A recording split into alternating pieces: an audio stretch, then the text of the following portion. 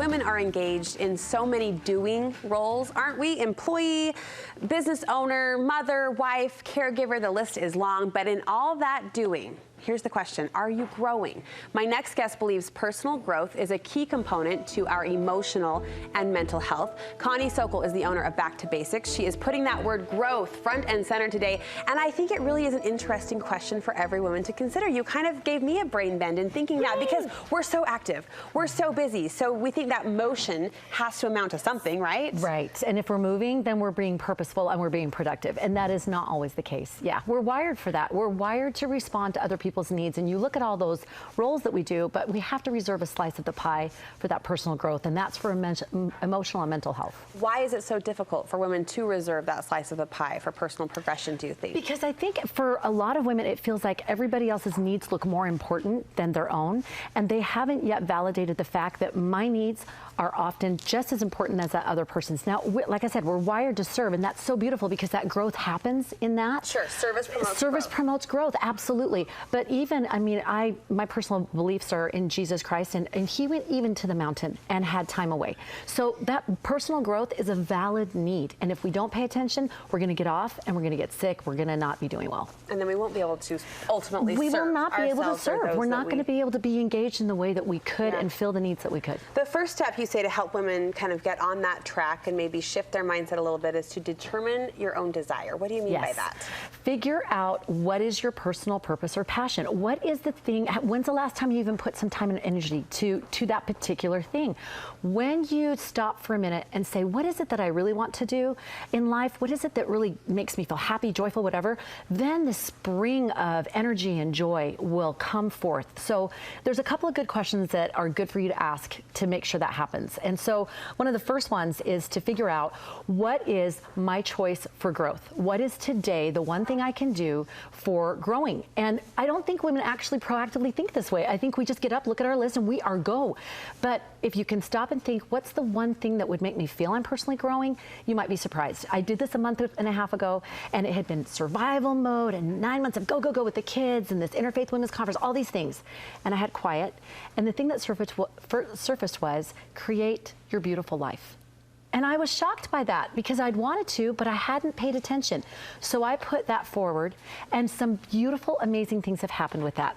That just focusing on that has created this growth for me inside. That thought to me still feels pretty big and vague. How did it translate into daily motion or daily action? Does that make sense? A beautiful life feels kind of ambiguous. Well, like for example, one of the things that I had put on there was to do a patio set and have a fire pit outside and have this beautiful living outside space because we live up in the mountains.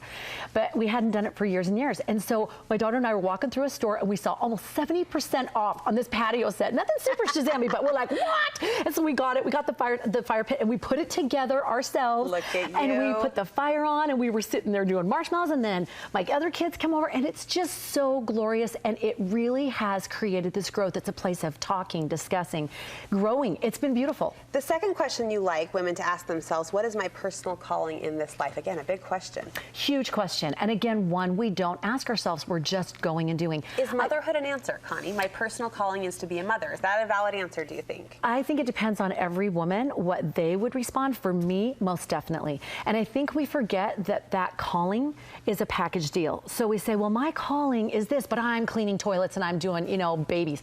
It's beautiful. That's part of that package deal. And so you don't have to move to Ghana to do your calling, but figuring out what that is. So I was watching this little video snippet from Oprah, and she was talking about when she was a news anchor doing a job, and she was always helping the people in the fire instead of reporting on the fire, and they didn't know what to do with her. And one day they just didn't have someone on a set for like a Today show, and so they just put her on there. They didn't know what to do with her. And she said, I sat down and I was home. And she said, I knew my calling. And that's what I'm talking about. I feel I have a calling as a mother, and this is a thing I yearn for and I love. And I also have a calling to help women and families. And those things are in tandem. And so when I nurture being a mom and when I nurture other women and their roles as a woman, a wife and a mother, I feel that same growth. So it doesn't have to be one or the other. You don't have to say, I have to choose. The approach is the thing, and the paying attention, carving that slice daily in sort of a drip system to keep it forefront in your soul so that you're growing. I love the way you described that. That final final question. At the end of my life, what is one thing I want to have accomplished within this calling? We have about a minute left. I like this next motion point because you're encouraging women to look at those questions and then take action today, as in choose growth in this moment. Yes, because today is what you have. I was reading this article about Bonnie Ware. She's a nurse. She had worked with terminally ill people, and she noticed this pattern of their top regrets. And the top 5 regrets that they had, one of them, I'm just going to read this because it was beautiful. Oh, it said, if the one regret that they had is that they did not live the life that they were true to who they felt they should be. I wish I'd had the courage to live a true life to myself. That's it, to myself, not the life others expected of me. And I think that is so vital, that whatever role or calling that we feel personal purpose to do, be true to it. Don't ignore the voices, be true to it. And as you do, that growth will naturally put you in the flow. I love this, Connie. We love you and your heart. Thank you for inspiring us. With this personal growth comes personal joy. And if joy is something women are anxious to bring more of into their life, you have a free download, a 30-day challenge that will help them get there. Oh yeah, go to my website, ConnieSokol.com. Just click, it's free. It's 30 days of joy and it's transforming. So enjoy. We will link you over from our website so that you can start that process on your own.